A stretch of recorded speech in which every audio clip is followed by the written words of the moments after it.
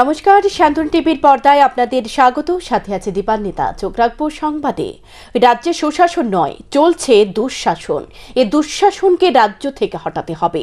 সিপিআইএমের 24তম রাজ্য সম্মেলনের সূচনা লগ্নে বুধবার আগরতলা টাউন হলে এমনই অভিমত ব্যক্ত করলেন সিপিআইএমের রাজ্য সম্পাদক জিতেন্দ্র চৌধুরী। বুধবার সকালে আগরতলা টাউন হলে লাল ঝান্ডা উত্তোলনের মধ্য দিয়ে শুরু হল সিপিআইএমের 24তম রাজ্য সম্মেলন। শহীদদের স্মৃতির প্রতি শ্রদ্ধা জানিয়ে পুষ্পার্ঘ্য অর্পণ করা হয়। সিপিআইএমের রাজ্য সম্পাদক জিতেন্দ্র চৌধুরী বলেন, টাউন হল থেকে একটি মিছিল বের হয়ে জমায়েত হবে রবীন্দ্র শতবার্ষিকী ভবনের সামনে। সেখানে হবে সমাবেশ। এই মিছিল কোনো রাজনৈতিক মিছিল নয়, আর এই সমাবেশ সরকারকে ক্ষমতাচ্যুত করার জন্য সমাবেশ নয়। এই সমাবেশের মধ্য দিয়ে সাধারণ জনগণের মান উন্নয়ন, চাহিদা, সুখ দুঃখ প্রভৃতি নিয়ে আলোচনা হবে। গুরুত্ব দেওয়া হবে দলীয় সংগঠনকে মজবুত করার উপর। সিপিআইএমের রাজ্য সম্পাদক জিতেন্দ্র চৌধুরী সমাবেশের জন্য স্বামী বিবেকানন্দ ময়দান না দেওয়ার জন্য সরাসরি দায়ী করলেন রাজ্যের মুখ্যমন্ত্রীকে। বললেন, সরকারিভাবে যে মেলা স্বামী বিবেকানন্দ ময়দানে বসানো হয়েছে তা 2 থেকে 3 দিন আগে কিংবা পরেও বসানো যেত। রাজ্য সম্পাদক জিতেন্দ্র চৌধুরী আরো বলেন, সিপিআইএম এর এই সমাবেশকে কেন্দ্র করে সরকার আতঙ্কিত হয়ে পড়েছে। সমাবেশে যোগ দেওয়ার জন্য রাজ্যের বিভিন্ন প্রান্ত থেকে যে সমস্ত কর্মী সমর্থকরা এসেছেন তাদের জন্য ছোট মাঝারি গাড়ি পর্যন্ত ব্যবহার করতে দেওয়া হয়নি। আসলে সুশাসন নয়, চলছে দুঃশাসন। এ দুঃশাসনকে হটাতে হবে রাজ্য থেকে। देखिए, अभी अभी हमारा 24वां त्रिपुरा प्रदेश का जो सम्मेलन इसका शुरुआत हुआ है शहीदों को याद करके और हमारा जो लाल झंडा को ये फैला के। इसके बाद हम यहाँ पे उड़ियन चुभने भी जाएंगे। यहाँ पे हमारा खुला सभा होगा। तो इस सभा है हमारा ये जो 24वां त्रिपुरा प्रदेश सम्मेलन पार्टी के इसके लेकर ये जो हमारा खुला सभा हो रहा है ये कोई सत्ता का खिलाफ नहीं है, ये चुनाव का कोई रैली भी नहीं है।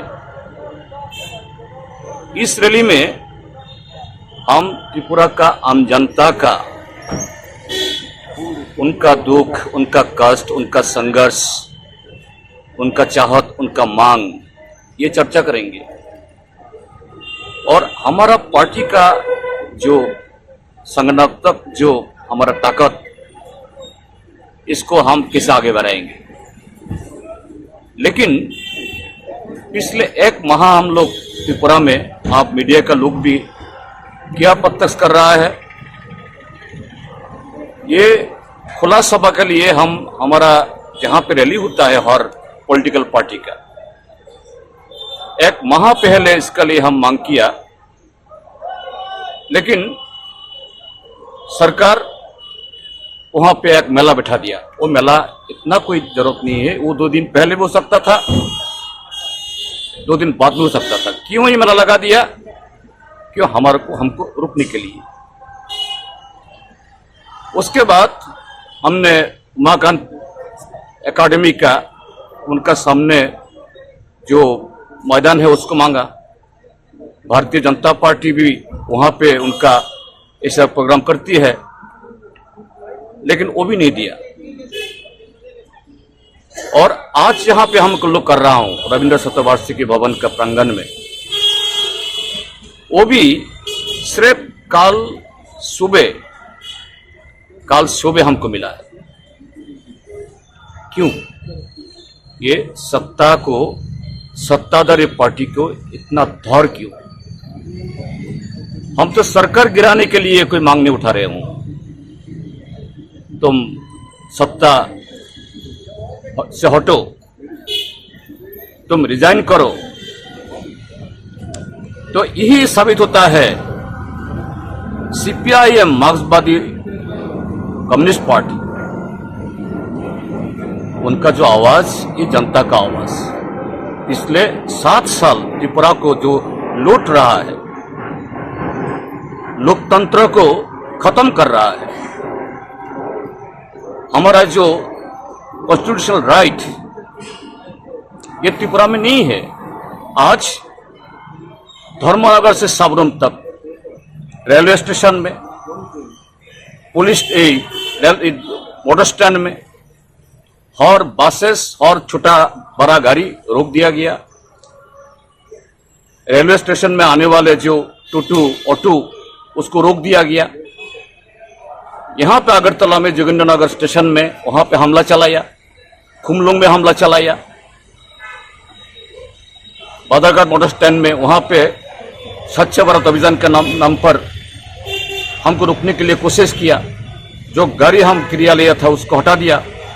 लोगों को इतना 12-13 किलोमीटर पैदल चलना पड़ा।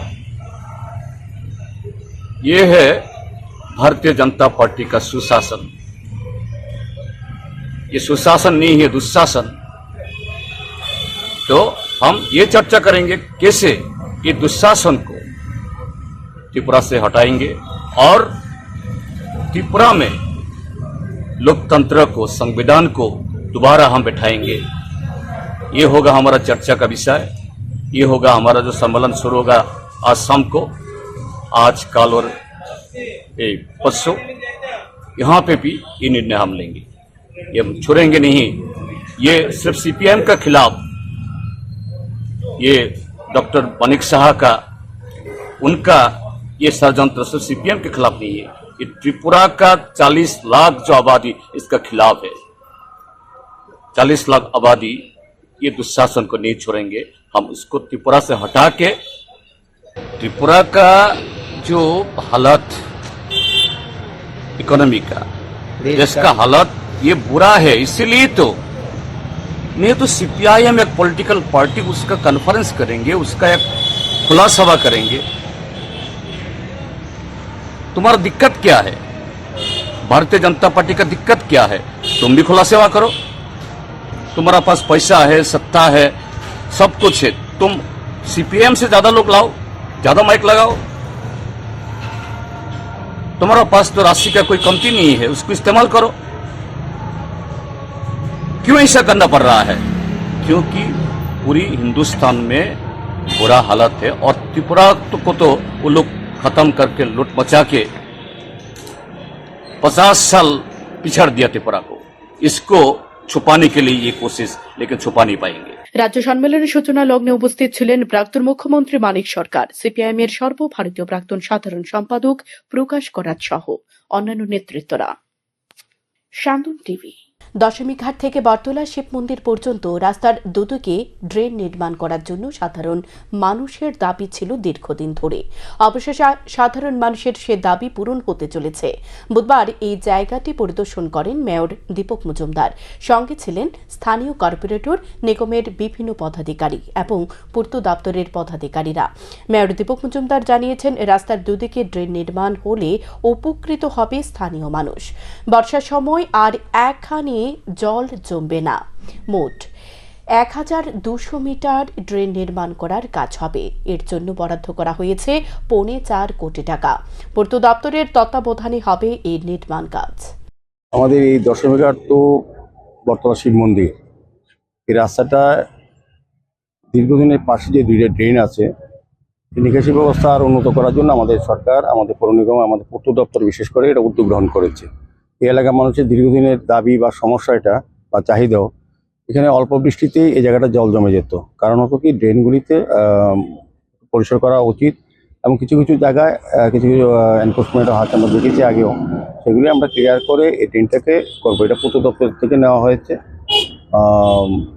এটা প্রায় 1200 মিটার কাজ হবে, বোথ সাইড ড্রেন হবে এবং প্রায় 4 কোটি টাকা ব্যয় ধার্য হয়েছে। আমার আশা থাকবে যে এই এলাকার মানুষ সহযোগিতা করবে তাদের প্রয়োজনেই।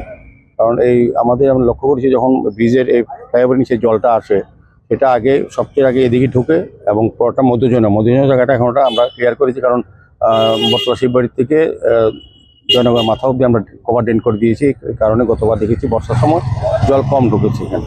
স্বাভাবিক কারণে এই জলটাকে একদম কালাপানিয়া হয়ে নদীতে নেওয়ার যে কাজটা আমাদের পূর্ত দপ্তর কাজটা হাতে নিয়েছেন।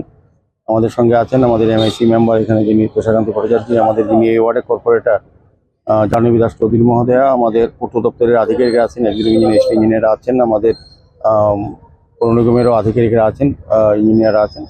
আমি এবং এই এলাকার যারা ক্লাবের সেক্রেটারি সম্পাদক, আমাদের ওয়ার্ড সভাপতি নিরঞ্জন দাস সহ এলাকার ব্যক্তিরা আছেন, যারা আমাদের কাছে প্রায় সময় আমাদের কর্পোরেটরের মাধ্যমে আমাদের কে বলতেন যে এলাকার এই বৃষ্টির সময় যে জল যন্ত্রণা থেকে মুক্ত করার জন্য। সেই উদ্দেশ্যে আমরা সরকার সঙ্গে মাননীয় মুখ্যমন্ত্রী প্রফেসর ডক্টর মানিক সাহ, ওনারও বিধানসভা কেন্দ্র, উনি নিজেও এরা আন্তরিক, আমাদেরকে বিভিন্ন সময় বলেছেন, নির্দেশ দিয়েছেন যাতে এই কাজটা দ্রুত সম্পন্ন করা যায়।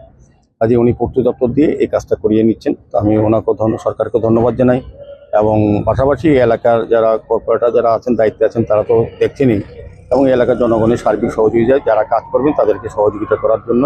শ্রী শ্রী ঠাকুর রামচন্দ্র দেবের ১৬৫তম শুভ আবির্ভাব দিবস উপলক্ষে ৩১ জানুয়ারি থেকে ২রা ফেব্রুয়ারি পর্যন্ত আগরতলা শিশু উদ্যানে মহোৎসব সংকল্পের আয়োজন করা হয়েছে।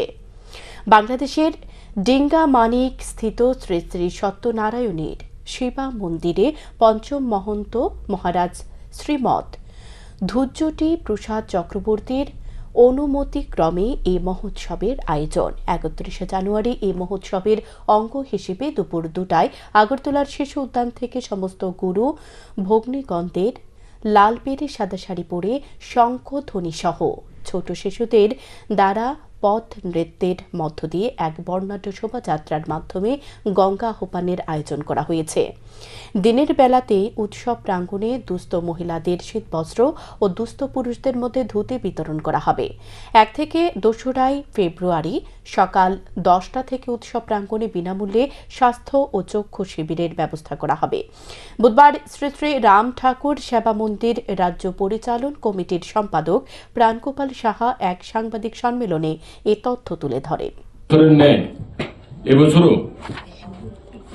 শ্রী শ্রী রাম ঠাকুরের ১৬৫তম আবির্ভাব দিবস মহোৎসব আমরা পালন করতে চলছি চিলড্রেন পার্কে। এই মহোৎসব ৩১ জানুয়ারি দুপুর 2টায় গঙ্গা আহ্বানের মাধ্যমে শুভারম্ভ হবে এবং ২রা ফেব্রুয়ারি মহোৎসব এবং মহাপ্রসাদ বিতরণ এবং রাত্রে সত্যনারায়ণ সেবার পরে এই সমাপ্তি হবে। আমাদের এই মহোৎসবে ত্রিপুরার সমগ্র মন্দিরকে এবং মঠ মন্দির আশ্রম সবাইকে নিমন্ত্রণ করা হয়েছে।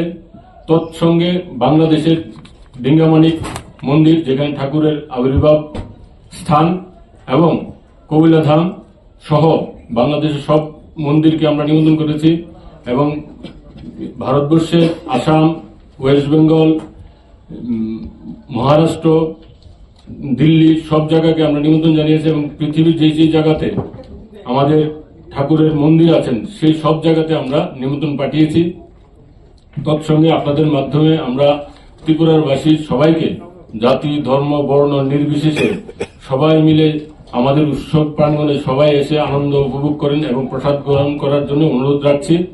মুখ্যমন্ত্রীর দক্ষতা উন্নয়ন প্রকল্পে বিকল্প রোজগারের স্বপ্ন দেখছে ৮০ জন যুবক যুবতী সহ মহিলারা। স্ব উদ্যোগে ভবিষ্যতে স্বাবলম্বী হতে চাইছে তারা। মুখ্যমন্ত্রীর দক্ষতা উন্নয়ন প্রকল্পে প্রশিক্ষণ নিয়ে ইতিমধ্যে রাজ্যের বহু বেকার যুবক যুবতী রোজগারের দিশা খুঁজে পেয়েছেন। বিভিন্ন বিষয়ের উপর দক্ষতা বৃদ্ধি করার মাধ্যমে বেকারদের হাতে রোজগার তুলে দিতে চাইছে সরকার। এতে সাড়া দিচ্ছে রাজ্যের বেকার যুবক যুবতী ও মহিলারা। সরকারের দক্ষতা উন্নয়ন দপ্তরের সহায়তায় শেখারকোট স্থিত রাজ্যের বিজ্ঞান ও প্রযুক্তি সংস্থা NB institute for rural technology পরিচালিত অর্কনিরে বিকল্প রোজগারের স্বপ্ন পূরণে প্রশিক্ষণ নিচ্ছে ৮০ জন বেকার যুবক যুবতী মহিলা। এর মধ্যে ২৫ জন করে দুটি বেচে আরপিএল লেমন গ্রাস উৎপাদনের প্রশিক্ষণ নিচ্ছে ৫০ জন।